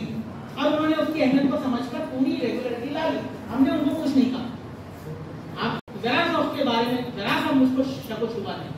मैं एक बात बोलूँगा, सुबह कई बार इनके लिए मैंने जो ऑफ पीरियड में बैठे रहते हैं टीचर, पहला पीरियड कुछ टीचर्स का ऑफ होता है, यानी वो बैठते हैं स्टाफ रूम में, मैंने उन टीचर्स को बाइक अपने पेट्रोल से कि भाई तुम अपना पेट्रोल खर्च करो और जाओ, भाई ये टीचर है, इनका पीरियड नहीं है पहला, तुम अभी शहर की गलियों में, शहर के गार्डन्स में, शहर के मैदानों पर, शहर के स्टेडियम्स पर जाओ और वहां से मेरे बच्चों को उठा के लाओ जो स्कूल का नाम लेकर निकले हैं घर से, और उनके वालिदैन सोए हुए हैं घर पर और समझ रहे हैं कि मेरा बच्चा तो स्कूल में है, और मैंने उनको लाया। ये मैं वीडियो में बता रहा हूँ, और वीडियो मेरे पास है, इसके प्रूफ मेरे पास वीडियो की शक्ल। मैं गलत बात नहीं करता, ना मैं झूठ की बुनियाद पर कोई दावे करता हूँ। मेरा यकीन है कि अगर काम नहीं करो तो खामोश बैठे रहो, और अगर काम करो तो उसको ठोक के बजा के बताओ कि तुमने वो काम किया, क्योंकि तुम्हारी नीयत साफ है, और अल्लाह ताला नियतों की बुनियाद पे और नियतों के दारो मदार पर फैसले करता है, ये मेरा यकीन। एक बात, ये जो मेरा प्रोजेक्ट है घर से लाने का, सड़कों पे ढूंढने का, ये चल रहा है, और इसके लिए आप लोगों का जो कॉपरेशन चाहिए था वो मुझको माजी में तो नहीं मिला, मुझको माजी में नहीं, नीचे बैठो, अभी खड़े मत रहो, जो बच्चे 2-3 जगह खाली करते जाओ और पेरेंट्स को जगह दो, कुर्सी दो। मैंने अपनी तौर पे पूरी कोशिश की है कि सब पेरेंट्स आए आज के लिए, ये मैं इसीलिए आके बोल रहा था, इसमें कोई डर नहीं था, इसमें कोई वो नहीं था, सिर्फ आपको जगाना मेरा मकसद था। लेकिन वालिदैन के बगैर मैं आपसे बात नहीं कर सकता, मैं वालिदैन के बगैर आपसे रोजाना बात कर रहा था, लेकिन आज मैं चाहता हूँ कि जो फाइनल बात हो आपके साथ, वो आपके वालिदैन की मौजूदगी में। आज बुलाने का जो बुनियादी मकसद है वो सारे मेरे मंसूबे प्रोजेक्ट बहुत सारे लोग यहाँ पे जानते हैं कि हम क्या क्या करते हैं। किसी स्कूल में उतना काम नहीं होता। आप मुझको बहुत सारे लोग देखे होंगे शायद, गलियों में घूमता हूँ, सिर्फ टीचर नहीं घूमता है, कोई हेडमास्टर आप बता दें कि जो शहर की तंग गलियों में जहाँ छोटे छोटी गलियाँ हैं कि जिसमें चलना मुश्किल है, गंदगी है, गटर खुले हुए हैं और थक कर पसीना पसीना होकर स्कूल के ऑफिस से निकलने के बाद घर नहीं जाए और वो घूमे। मैं ये मेरी पढ़ाई के लिए नहीं कर रहा हूँ, अल्लाह मुझको किसी भी ऐसे फख्र से गुरूर से माफ करे और उससे बचाए, लेकिन मैं आपकी तरगीब के लिए कि मैंने वो घूम कर क्यों किया काम और करता हूँ, मेरा यकीन है फील्ड वर्क कि मेरे बच्चे उससे तो सुधर जाएंगे और उसको कुछ तरगीब मिल जाएगी कि सर घर तक खुद आए मास्टर या उनके साथ के 5 टीचर आए हैं तो बस चलो यार अब तो चलो, अब तो अपना फर्ज बनता है। लेकिन उसके बावजूद हम जगा नहीं पाए, ये भी हमको दुख कि आज उठकर आ रहे हैं, आज उठकर आ नहीं रहे, लाए गए। क्या जरूरत थी ऐसे लोगों को? फिर वो कल मैं किसी बड़े प्रोग्राम में इनकलाब के उसमें जश्न में था, तो वहां पर मेरा कोई स्टेज पे कुछ पार्ट कई प्रिंसिपल 2-3 बड़े शहर के प्रिंसिपल्स में मैं भी एक, तो उसमें मुझसे पूछा गया ड्रॉप आउट का मसला क्या है। आप शायद जो पढ़े लिखे लोग ड्रॉप आउट जानते हैं, ड्रॉप आउट वो एक इस्तिलाह है कि बच्चा स्कूल छोड़ देना। मैंने बोला कि ड्रॉप आउट आपके लिए मसला होगा, मेरा तो ड्रॉप आउट मसला ही नहीं है, क्योंकि मेरा कोई बच्चा स्कूल ना मैं छोड़ने देता हूँ और अगर छोड़ने के लिए आता है तो मैं उसको मना के वापस ले लेता हूँ। मेरा मसला तो दूसरा है। ड्रॉप आउट तो वो होता है कि स्कूल के रजिस्टर में बचा ही नहीं है। यहाँ तो मसला एब्सेंटी का कि जिसने नाम लिखा दिया और वही समझता है कि मैं आगे बढ़ता चला जाऊंगा। मैं जानता हूँ और मैंने बोला कि मैं किसी उस मसले पे शोर भी नहीं कर रहा हूँ, मैं उसके मसले के हल के लिए काम कर रहा हूँ और अल्हम्दुलिल्लाह मैं कामयाब हूँ अपनी कोशिशों में, मेरी टीम के साथ में, मेरी मुखलिस असातिज़ा के साथ। अब मैं आपको बताऊंगा आज आपको क्यों बुलाया। सिंपली आपको पता चला होगा कि आपके बच्चे का हॉल टिकट अभी मिलने वाला है, उसको इंशाअल्लाह 2 दिन में 4 दिन में उनको दे देंगे। उस पर साफ लिखा हुआ है सेंटर क्या है। सेंटर है रफीउद्दीन फकीह बॉयज, यानी इम्तिहान होंगे यही। कितने वालिदैन ऐसा सोच रहे हैं कि इसको मतलब सब अपना है, सब हो गया? कितने वालिदैन ऐसा सोच रहे हैं? हाथ उठाएं, उस सकते को कितने ऐसा सोच रहे हैं कि बोले तो बहुत आसान हो गया, तो कोई मसला ही नहीं है, क्या जरूरत है बुलाने? कितने सोचते हैं? इसका मतलब कोई सोच नहीं रहा। इसका मतलब ये कि कोई ऐसा सोच नहीं रहा, ये अच्छा है कि ऐसा कोई सोच नहीं रहा। हमने आपको ये बोलने के लिए बुलाया कि बच्चों ने कहीं उसका गलत मतलब नहीं ले लेना। मैं बोल रहा हूँ बेटा से तुम किसी दिन लेट हो नहीं सकते, क्योंकि वो तो ड्यूटी का हिस्सा बना दिया गया है, उनकी लीव लगा दी जाती है अगर वो लेट हो जाए। तो फिर हर एक को ख्याल मेरे ख्याल से रखना भी चाहिए, ये बहुत जरूरी है। मैं अपनी बात को आगे बढ़ाऊँ कि सेंटर स्कूल का जो है वो स्कूल ही में रखा गया है बच्चों को, हर स्कूल में। ये इसकी वजह ये है बुनियादी तौर पर कि एसएससी के इम्तिहान इस साल कुछ अलग माहौल में हो रहे हैं।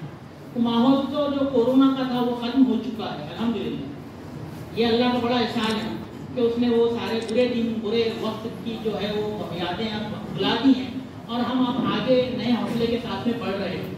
तो ये अच्छा है कि महकमा तालीम ने आज़ादी दी, ऑफलाइन इम्तिहान लेने का फैसला किया और बोर्ड के इम्तिहान अब बाकायदा हो रहे। ये बहुत फायदे की बात है। ये एक ऐसी बात है कि जो खुशाइन है इन बच्चों के लिए, उन बच्चों के मुकाबले जो पिछले साल इम्तिहान जिन्होंने नहीं दिया था और वो कामयाब हुए, ये उनके मुकाबले आगे बढ़ सकते हैं क्योंकि इनके पास चैलेंज का सामना करने की पूरी ताकत रहेगी इंशाअल्लाह। अब मैं आपको बताऊं कि क्या चैलेंज है। आप समझ रहे होंगे, कुछ बच्चों ने भी शायद ये सोचा था कि जरा ये जो बहनें हैं ना यहाँ बैठी, उनको पीछे करके उधर से थोड़ी सी जगह बना दो ताकि वो पीछे जा सके स्टैंड। पहले वो कुर्सियाँ कर लो, मैं बैठा ऐसा कुर्सियाँ तो खाली कर लो एक। मैं पहले बोला था आपको कुर्सियाँ पहले बोल कर गया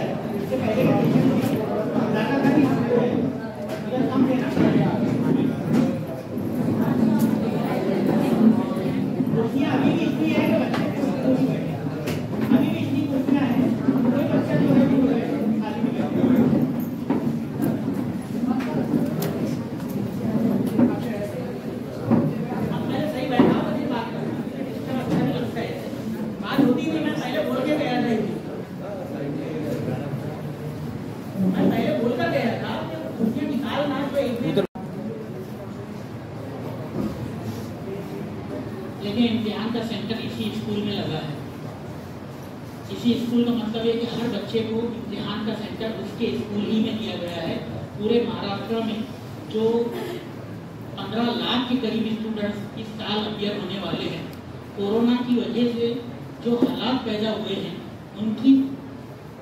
उनको नज़र में रखते हुए कि भाई कोई तनाव ना हो, बच्चे को कोई परेशानी ना हो, अगर वबा फैली रहे या फिर से कोई असर आए वबा का, तो उस दौरान में इम्तिहान डिस्टर्ब ना हो और बहुत दूर बच्चों को ना जाना पड़े। जहाँ पर ऐसे इलाके हैं कि जहाँ वबा फैली है, तो आप अपने मोहल्ले में जहाँ आप रह रहे हैं, जिस इलाके में, जिस मोहल्ले में, तो उसी स्कूल में आप जहाँ पढ़ते रहे वहीं पर जाए, ताकि आपको ज़्यादा परेशानियों का सामना ना करना पड़े। ये इम्तिहान सेंटर उसी स्कूल में रखने का हुकूमत का और एसएससी बोर्ड का बुनियादी मकसद है। इस पर वज़ीर तालीम जो है हमारी मोहतरमा वर्षा गायकवाड़, उन्होंने बार बार टीवी पर आकर भी इस पर ऐलान किया है और उन्होंने कहा है कि भाई ये जो है हमारा इसके पीछे बुनियादी मकसद क्या है।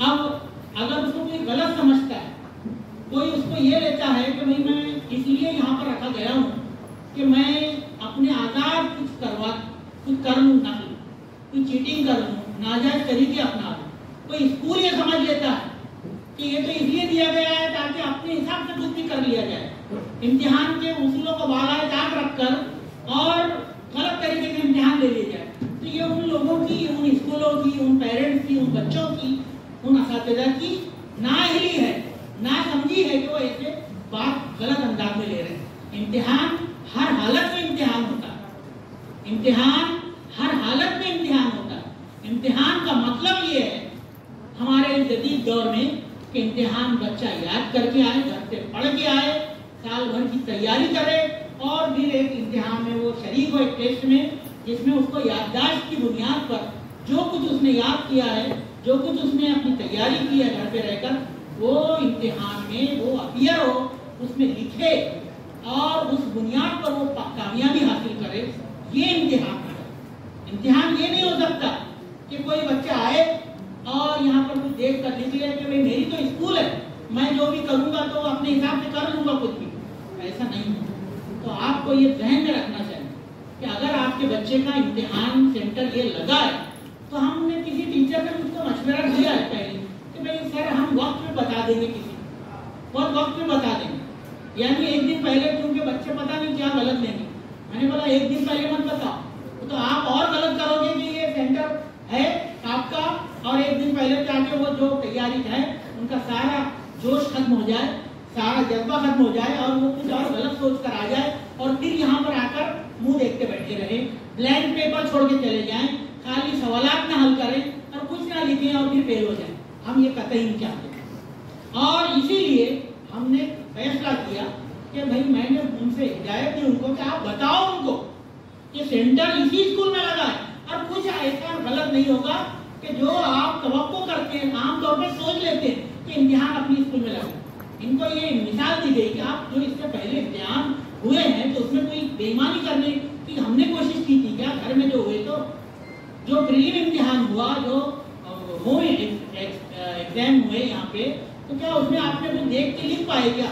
अगर नहीं लिख पाए तो ये उससे बहुत आगे का सख्त तरीन इम्तिहान है और ये उनको बता दो कि उसमें आप पढ़ नहीं पाएंगे, आप उसमें अपने साथी से कुछ पूछ नहीं पाएंगे, आप अपने साथ में कोई कागज, कोई नोटबुक नहीं रख पाएंगे, आप अपने साथ कोई फोन नहीं रख पाएंगे, सारी चीजें, सब कुछ आप जो सोचते हैं वो नहीं कर पाएंगे, बल्कि आप सिर्फ ईमानदारी से जो पढ़कर आए हैं वो लिख पाएंगे और उसके लिए आपको मुकम्मल आज़ादी है, कोई आपके हाथ नहीं रोकेगा। यहाँ तक के गवर्नमेंट ने, यानी एजुकेशन बोर्ड ने, एसएससी बोर्ड ने उसमें सहूलत दी है आपको कि आप मेहनत करके आए, आप 3 घंटे का पेपर अगर 80 मार्क्स का है उसमें आधा घंटा ज्यादा दिया जाएगा, आधा घंटा, यानी अंग्रेजी और उर्दू ये 2 लैंग्वेज का पेपर इनका 3 घंटे का होने वाला है। तो शुरू में वो पेपर इनको आधा घंटा ज्यादा मिलेगा, 25 से 30 मिनट ऐसा लिखा है। साथ ही साथ अगर 40 मार्क्स का यानी अलजेब्रा का या ज्योमेट्री का या साइंस फर्स्ट या साइंस सेकंड या तारीख, शरीयत या ज्योग्राफिया या मराठी या हिंदी या अरबी कोई पेपर देता है उसमें 15 से 20 मिनट तक उनको ज्यादा मिल सकता। उसके रूल्स और बता दिए जाएंगे इम्तिहान में 15 मिनट उसमें ज्यादा यकीनन मिलेगा।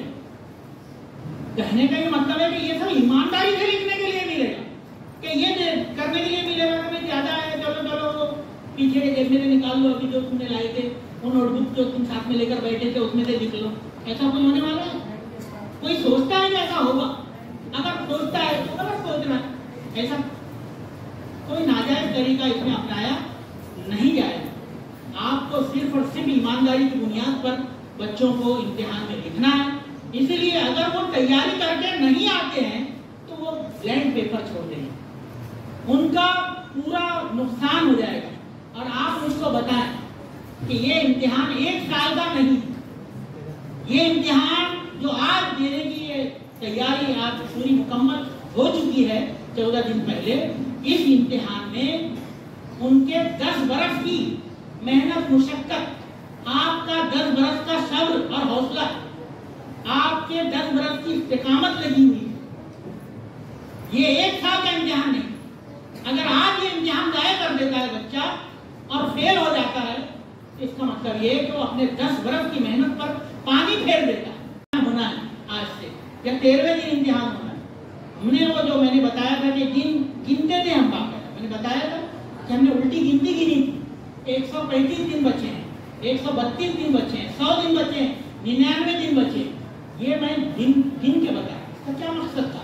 इसका मकसद ये था कि अब तुम्हारे पास इतने ही दिन बचे हुए हैं, ये तुम्हारी उल्टी गिनती शुरू है। लेकिन बच्चों ने उसको लापरवाही की।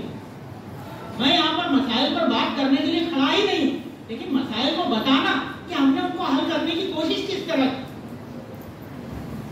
3 टीचर ऐसे थे कि जिनको रोज स्कूल से निकलकर यहाँ पे भेजा जा रहा था कि 12:30 बज गए, अब छुट्टी हुई, ये लोग घर पर गए हैं, आज जो नहीं आएंगे इनके घरों पे जाओ, जो मुसलसिल नहीं आ रहे इनके घर पे जाओ, इनके पेरेंट्स से मिलो। उसके पूरे वीडियो के साथ दस्तावेजात मेरे पास बैठे। रोज पेरेंट्स क्लास टीचर से कहा जा रहा था कि आप पहले पीरियड में आकर जब बैठे अपने अटेंडेंस लेकर और आपका ऑफ पीरियड हो तो आप फोन करना शुरू करो पेरेंट्स, और इनको बोलो कि तुम्हारा बच्चा नहीं आ रहा है, उसने फॉर्म भरा है और यहाँ पढ़ाई धूम से हो रही है, पूरी रवानी से हो रही है, सब लोग सरगर्म में। वो फोन करते थे, आपको पता है कि वो फोन के रिकॉर्ड मौजूद है हमारे पास, पूरी रिकॉर्डिंग के साथ एक एक टीचर के कंप्यूटर टैग होते जा रहे हैं। मैंने एक अलग से हार्ड डिस्क मंगवाई तो उसमें रखता हूँ वो सब रिकॉर्ड। मैं अपने काम के पूरे जवाब रखता हूँ, मैं बार-बार बोल रहा हूँ, मेरे पूरे काम के जवाब के साथ रखता हूँ। तो फेकम खाम बात या हवा में बातें करने का मैं आदी नहीं। हर एक की रिकॉर्डिंग महफूज है। क्या सुबह फोन कर रहे हैं यहाँ पे हमको, हाँ परेशान करते, ऐसे फोन भी हमारे पास आवाते हैं। कुछ काम धंधा है कि नहीं इन लोगों को? ये देख तेरा स्कूल से फोन आ रहा है, देख उठ। ये बातें हमने सुनी, ये बातें हमने सुनी है। शर्म का मकाम है। क्या ऐसी कौम चाहिए वो तरक्की करेगी? जगाया उसको जाता है जो सोया हुआ है, जो सोने का नाटक कर रहा है उसको क्या जगाएगा? ये एक्टिंग करने वाले लोग। पूरा काम करने के बाद में मैंने बार-बार पेरेंट्स देखे, बार-बार क्लास में बच्चों को जाके जगाया, बार-बार ऐलानात हुए। कोई बोलेगा इससे कि मैं गलत बोल रहा हूँ? टीचर ने अपना इतना काम किया, एक मैथमेटिक्स जैसा सब्जेक्ट पढ़ा, एक टीचर इंग्लिश जैसा, एक टीचर 10 जिम्मेदारियों के बाद में एक अहम सब्जेक्ट पढ़ा, और उसको हम ये बोलते हैं कि भाई मजाक कर, मस्ती कर, आप घर में जाओ।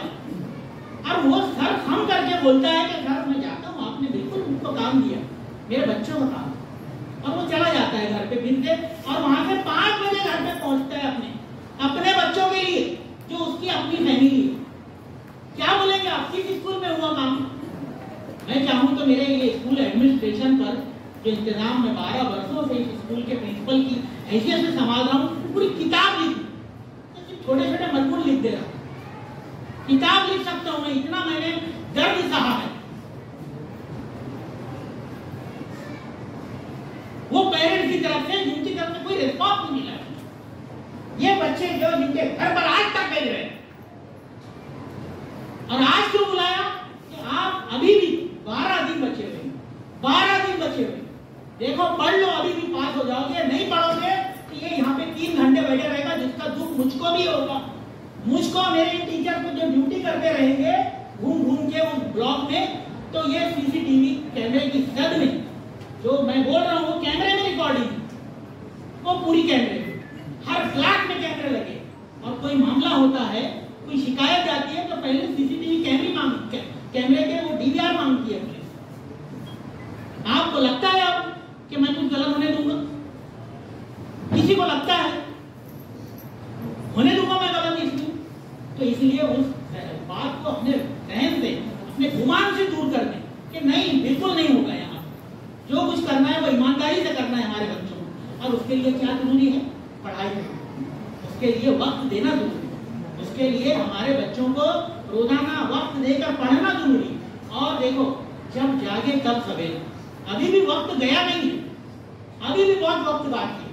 मैं अगर ये बोलूं कि बहुत नुकसान कर दिया, शोर करता रहूं, चिल्लाता रहूं, तो और हौसले पास होंगे। मैं ये बोल रहा हूं हिम्मत की बात कि अभी भी कुछ नहीं गया है। जिन्होंने नहीं पढ़ा है, जिन वालिदैन ने ध्यान नहीं दिया है, जिन बच्चों ने नहीं पढ़ा है, अभी भी वो इतना कर सकते हैं कि कम से कम 60% मालूम वो रिजल्ट के साथ में वो बच्चा कामयाब हो सकता है और कामयाबी हासिल कर सकता है। सवाल है कि जिस पर 4 मार्क्स इनको सिर्फ अटेंड करेंगे जैसे तैसे करके 4 मार्क्स मिलते है ना। एक सवाल, तारीख शरीयत में एक जोड़ी ऐसी है कि जो सिर्फ ये लिखेंगे और इनको मार्क्स मिल जाएंगे। तो कब आप बताओ कि लिखना जरूरी है कि नहीं? क्या ये एग्जामिनर के पास गया, पेपर सीट नंबर देखा और उसने कहीं पर, क्योंकि ये मेरे पास आने वाले नहीं है पेपर, इनके लौट के, ये इनके पास आने वाले नहीं है, उनके पास नहीं, उनके पास नहीं, तो किसके पास? कहीं भी जाएंगे। वो तो तरीका तो बाकी सब एज इट इज है, कोई बेईमानी इसमें होने वाली नहीं है। जब लिखा हुआ ही नहीं है पेपर में तो वो एग्जामिनर मार्क्स किस पर देगा? आप मुझको ये बताएं, मार्क्स किस पे देगा? 40 मार्क्स का मैथमेटिक्स का, अलजेब्रा का, ज्योमेट्री का पेपर है, उसने कुछ लिखा नहीं, उसमें ब्लैंक थोड़े टूट गया, क्या लिखा? कितने पर्चे थे कि जो ब्लैंक छूटे हुए थे प्रीलिम में? आपको प्रीलिम का रिजल्ट बताते हैं, इन्होंने बताया होगा कि ब्लैंक छोड़ के उठे हैं, तो क्या मजाक किए थे हमारे साथ? क्या हमने उस दिन उनको नोटबुक देना था पास में कि तुम लिख लो? क्या टीचर ने नहीं पढ़ाया था? क्या उसने अपना हाथ नहीं लगा दिया था? आप पूछे इतना कम वक्त मिला, शहर के कितने स्कूल चले थे कोविड के दौरान? आप बताएं मुझको, कितने स्कूल चले थे? आप एक दिन ही बताते, मुझको कोविड हो गया, मैं मरते मरते बचा हूँ। ये शख्स मेरे साथ में फोन बांट रहा था पिछले साल। ये शख्स निजामपुर में हमने फोन बांटे के ऑनलाइन एजुकेशन चल रही, मुझको कोविड हो गया और मैं 3 महीने बिस्तर पर, उसके बाद 2.5 महीने पढ़ा रहा।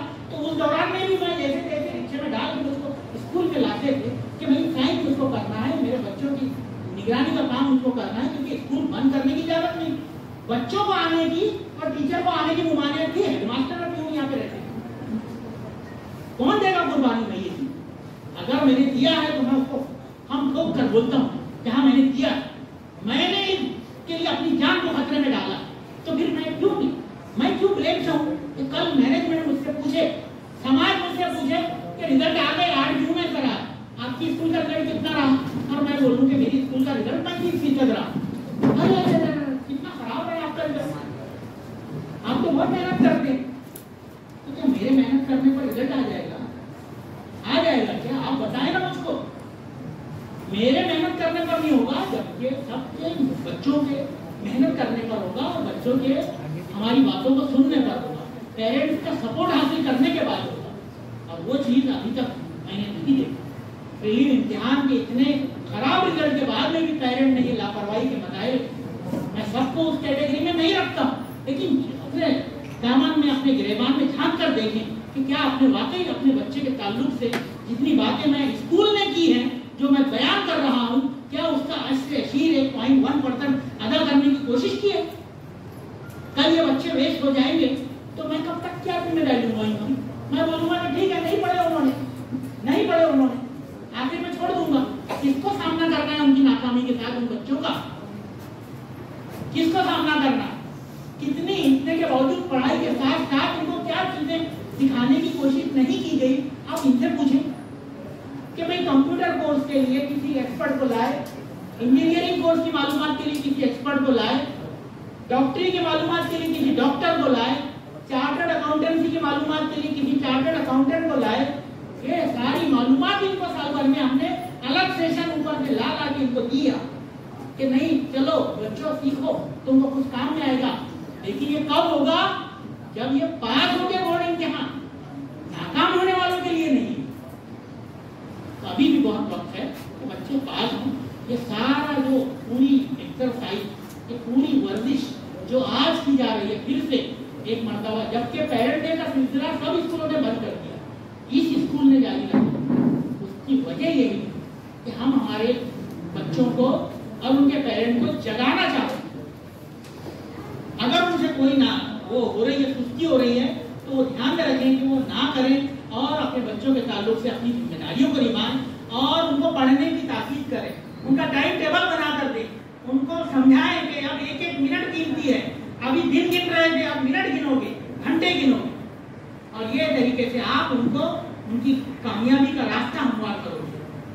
और एक चीज मैं साथ में बताऊं कि देखिए कितनी मेहनत, चलिए ठीक है मैंने आज जगा दिया आपको, अगर तो मैं कामयाब हो गया, मैं मानूंगा कि मैंने जगाया, मेरे टीचर ने काम किए, भरपूर ताउन मिला हमको पेरेंट्स का, और वो जाग गए और वाकई लिख लिए। लेकिन सिर्फ इम्तिहान में अच्छा तैयारी करना, याद कर लेना ही काफी नहीं। अल्लाह के ऊपर एतमाद, अल्लाह के ऊपर भरोसा कि ये कामयाबी मुझको उसकी मदद के बगैर मिल ही नहीं सकती, ये एतमाद और ये यकीन के साथ उसको भेजें, इसलिए उसको बावजूद भेजें। जिस दिन पेपर है उस दिन उसकी नमाज में फर्ज जाए ना हो, घर में पढ़े हो कोने में, लेकिन वो पढ़े, पूरी तैयारी से वजू के साथ में आए, ताकि वो किसी गलत तरीके के बारे में सोचने से भी बचे, और साथ ही साथ पूरी ईमानदारी से अल्लाह को आगे नाज़िल जानकर इम्तिहान लिखे, अच्छे तरीके से पूरे एतमाद के साथ कि नहीं ये मैं कर सकता हूँ, ये मेरे अंदर है, मेरे अंदर ये बात है कि मैं कर सकता हूँ, मैं क्यों डरूंगा इससे, और वो सामना करो। और इंशाअल्लाह फिर देखिए कि फिर आपके बच्चे का वो रिजल्ट जो है वो आपको एक अलग खुशी देगी, एक अलग फख्र का एहसास दिलाएगा। जिम्मेदारी मैं नहीं लूँगा, क्योंकि वो तो हर वालिदैन का फैसला है कि वो अपने फायदे के, अपने बच्चे के मुस्तकबिल के फायदे का खुद सोचे। कितने लोग हैं जो बुरे बुरे हालात में पढ़कर आगे निकल गए। ये कहानी हो तो मैं बताऊं, इससे पहले मैं कितनी कहानियों का जिक्र कर चुका हूँ कि लोगों के हालात इतने बुरे थे कि खाने को रोटी नहीं थी उनके घर में, अनाज नहीं था, उनके बच्चों ने पढ़ा। चार्टर्ड अकाउंटेंट के इम्तिहान में इन लोगों के की बच्ची जो है ज़रीन खान, तो पूरे इंडिया में फर्स्ट आई। आप उसके घर के हालात का अंदाजा लगाएं सर कि वालिदा जो है वो घरों में काम करके दूसरों के यहाँ, और वालिद जो है वो मेहनत मजदूरी करके उसको पढ़ा। कैसे लोग थे वो, मैं कामयाबी के बाद की बात कर रहा हूँ। लोग कितने तो कामयाब, ठीक है बस एसएससी कर लिया ना, जैसे ठीक है छोड़ दे, अब नहीं अपने पास क्या है। हम आज नहीं करेंगे तो क्या कल वो जिंदगी जो आज हम मसाइल की जी रहे हैं, कल अपनी औलाद को भी उन्हीं मसाइल में घिरा हुआ देखना चाहते हैं। कितने दुख की बात है कि हमारे अंदर ये सब सोचने की सलाहियत अल्लाह ताला ने दी है, इसके बावजूद हम हालात को बदलने का ना हौसला करते हैं ना तरकीब पाते हैं। हालात बदलेगा कब बदलेंगे? जब हम जागे। कितने लोग हैं, वो अंसार शेख में बताऊं आपको, आईएएस अफसर है, भारत का सबसे कम उम्र आईएएस अफसर, 21 साल की, 21.5 साल की उम्र में आईएएस अफसर बन गया था। वो जालना के पास एक छोटा सा देहात है, जालना जिले में, महाराष्ट्र के औरंगाबाद के पास, वहां का रहने वाला शख्स जिसके वालिद रिक्शा चलाते हैं। कितने लोग हैं यहाँ पे रिक्शा चलाते हैं, लेकिन वो अपने वालिद बच्चे के बारे में नहीं, मेरे बच्चे को आगे बढ़ाऊंगा। ठीक है, बाप जिम्मेदार नहीं था, उसकी माँ जिम्मेदार थी। उसकी माँ ने दूसरों के घरों में काम, उसके भाई ने उसके लिए अपनी पढ़ाई की कुर्बानी दी कि नहीं मेरा भाई आईएएस करना चाहता, मेरा भाई यूपीएससी क्लियर करना चाहता, तो मैं उसको पढ़ाऊंगा, मैं मजदूरी करूंगा, मैं होटल में काम करूंगा। उसने उसकी कोचिंग का इंतजाम करवाया उसके ग्रेजुएशन के बाद में, और वो बंदा अंसार शेख भारत का सबसे कम उम्र आईएएस अफसर बना। आईएएस अफसर अभी कलेक्टर है, बंगाल रियासत के शहर में वो कलेक्टर की पोस्ट पर है। आगे पीछे 10 बड़ी बड़ी गाड़ियां घूमती है, आप बताएं कि हालात क्या इसी बदल गए थे उसके? आप सोचते हैं बहुत उसके पीछे था, उसके माँ बाप IAS अफसर थे, उसके माँ बाप जो है हाईली क्वालिफाइड थे, कुछ नहीं था, सिरे से कुछ नहीं था उसके पीछे। ये लोगों ने तो हालात बदल दिए। कचरा चुनने वाले लोग हैं, कचरा चुनते। मैं बताऊं आपको, आशाराम की एक मिसाल है। 2017 से एक वाक्य बहुत इंटरनेट पर फेमस हुआ था। आशाराम, मैं आशाराम नहीं बोल रहा हूँ, वो बाबा आशाराम नहीं, मैं आशाराम बोल रहा हूँ। ये आशाराम नाम का लड़का, ये 12वीं जमात का इम्तिहान दिया। कैसे? कचरा चुनते थे इसके वाले ने, उड़ीसा के एक जिले का रहने वाला। आप ढूंढो, सर्च करो आशाराम, बताएगा कि रैग पिकर सन, टॉप एम्स नीट की एम्स की एक अलग लिस्ट होती है। All India institute of medical sciences का एंट्रेंस का एग्जाम नीट एक अलग होता है, जो आम नीट जो हो रहे हैं उससे हटकर। तो उस इम्तिहान में पूरे इंडिया में टॉप करने वाला वो शख्स 2017 का वो बच्चा, जब कोविड आया नहीं था उस साल में उसने टॉप किया। आज वो मेडिकल के फाइनल ईयर में पढ़ रहा है और इस बच्चे ने कचरा चुनते हुए, इसके माँ और बाप और इसकी बहनें कचरा चुनती थी और उन्होंने उसको पढ़ाया और उसने टॉप किया। वो दिल्ली में एम्स में अभी फाइनल ईयर MBBS और उसके बाद MD और MS पता नहीं क्या क्या करेगा, उसमें है। कौन है ये लोग यार, कहां से आए, कौन सोचेगा इनके बारे में? और हम सब कुछ उन्हें नहीं पढ़ाऊंगा, जरा सा कुछ हुआ लाओ सहूलतें दे दो हमको, हम उतना करने को तैयार है। तालीम पर खर्च करना पड़ता है, हर चीज मेहनत मांगती है, हर चीज कुर्बानी की तरफ करती है, कुछ ना कुछ वक्त की, पैसे की, मेहनत की, जज्बों की, हर चीज मेहनत मांगती है, उसके बाद में तरक्की मिलती है। और अगर कोई तरक्की चाहता है तो उसको लगे रहना पड़ेगा अज़्म के साथ। 10वीं जमात के बाद में मैं ये चाहता हूँ कि आज ये तरकीब भी लेकर जाएं, आप ये तहरीक पा कर जाएं कि आज बच्चों को छुड़ाएंगे नहीं। मेरा मकसद सिर्फ पास करा के उनको समाज में छोड़ देना नहीं है। मैं चाहता हूँ वो जिस बात की इब्तिदा उन्होंने किए थे वहीं पे बात खत्म हो तो अच्छा है। और वो इब्तिदा क्या थी कि हम देखना चाहते हैं कि हमारे बच्चे किसी काउंटर के पीछे नजर आए। एक बड़े दफ्तर में मैं जाऊं तो वहां पे बैठा हो एक बच्चा जो मुझको देखकर खड़े ना खड़े हो, लेकिन बोले कि सर मैं आपका स्टूडेंट हूँ, सर मैं आपका स्टूडेंट हूँ, आप ही ने मुझको पढ़ाया। क्या गलत खौफ देखा है भाई स्कूल ने, क्या गलत खौफ देखा है असातिज़ा ने? अगर हम गलत खौफ देखते हैं, एक तरफ गंदगी है, एक तरफ बाप है, एक तरफ गुलजार है, एक तरफ आग है, आप किधर भेजेंगे अपने बच्चे को या आप खुद किधर जाएंगे? जिधर बाप है उधर ही जाए, यकीन तो हम वही रास्ता आपको बता रहे हैं। सब जाहिर कर दिया, जब जागे तब सवेरा, तो अभी बहुत वक्त है, आप अभी भी कुछ कर सकते हो। ऐसा कभी नहीं होगा किसी इंसान के साथ कि वो नाकाम हो जाए जिंदगी में, वो अपनी गलतियों की, अपनी काहिली सुस्ती की वजह से नाकाम होता है। प्रोक्रेस्टिनेशन जो है, काहिली या सुस्ती, वो चोर है, वक्त चोरी है, वो चोरी ना करें। आज भी अपने वक्त को बहुत अच्छे से इस्तेमाल करें, इंशाअल्लाह आप कामयाब होंगे। किसी का कोई अगर सवाल है तो मैं यकीनन उसका जवाब दूंगा। अगर कोई पेरेंट मुझसे कोई सवाल करना चाहता है, मैं साथ ही साथ ये भी बोलूँगा कि आप इनको एक टाइम टेबल बना के दें। हम अभी इनको स्कूल से रिव्यू नहीं कर रहे हैं। स्कूल से रिव्यू करेंगे तो वैसा हम इतनी एक दमदार तकरीर के बाद या दमदार कोई एक डोज देने के बाद, जैसा डॉक्टर से एक अच्छा इम्यूनिटी का डोज लेने के बाद में वैक्सीनेशन वगैरह, आदमी बोलता है कि अब मुझे कुछ नहीं होगा, कोई वबा या कोई बीमारी नहीं लगी, सब बोलता है कि नहीं बोलता? बस उसी एतमाद के साथ मैं बोलता हूँ कि मैंने अगर एक अच्छा डोज दिया है तो मैं ये उम्मीद तो नहीं करता हूँ कि ये वक्त ज़ाया करेंगे या आप भी मेरी बातों को हल्के में उड़ा देंगे, इसका मैं यकीन उम्मीद नहीं करता। लेकिन उसका यकीन भी नहीं हो रहा, क्या करूँ? उसका यकीन भी नहीं हो रहा कि आप कॉपी कर लें। क्यों? क्योंकि ये बच्चों के पिछले कारनामे उसके गवाह, उनकी रोशनी में मैं ये यकीन नहीं कर पाता। तो आप यकीन दिला दें, बोले कि नहीं सर अब जो है बच्चा करेगा। अब जो भी दिन बचे हैं मैं पूरी जिम्मेदारी से उसको इंशाअल्लाह आपके सामने सर बुलंद करके खड़े करूँगा। और मैं आपको एक बात का वादा करता हूँ कि रिजल्ट जिस दिन आएगा आप अपने बच्चे के साथ खुद आए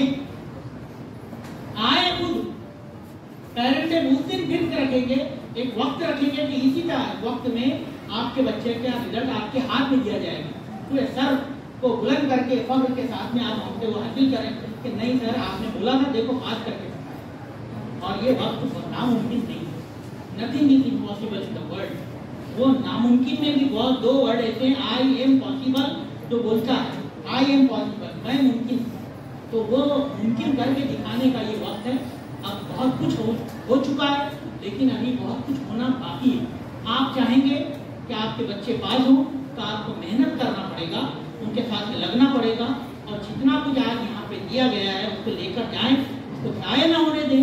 और ये सब जिंदगी का एक अहम वो है। मैं किसी बाहर के मुकर्रिर को नहीं लाना चाहता हूँ, क्योंकि वो शायद वो बातें ना बोले, क्योंकि उसको उसने हकायत, उसकी सच्चाइयाँ जो ग्रास रूट लेवल की ज़मीनी हकायत वो नहीं मालूम है, उसको मालूम है। मैं बहुत सारी दुआएं करता हूँ बच्चों के लिए कि वो पास होंगे, लेकिन ये कब होगा जब आपका बच्चा पढ़ाई करके आएगा, कुछ लिखने के काबिल होके आएगा इंशाअल्लाह। अल्लाह हाफिज़। किसी का कोई